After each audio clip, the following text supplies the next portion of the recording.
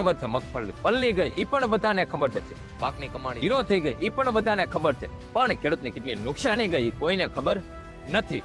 નેતા, મામલતદાર, DDO, collector, મંત્રીઓ ખાસ આ વર્ષે 1 વીઘામાં મગફળીનો એવરેજ ઉતારો 30 મણનો હતો.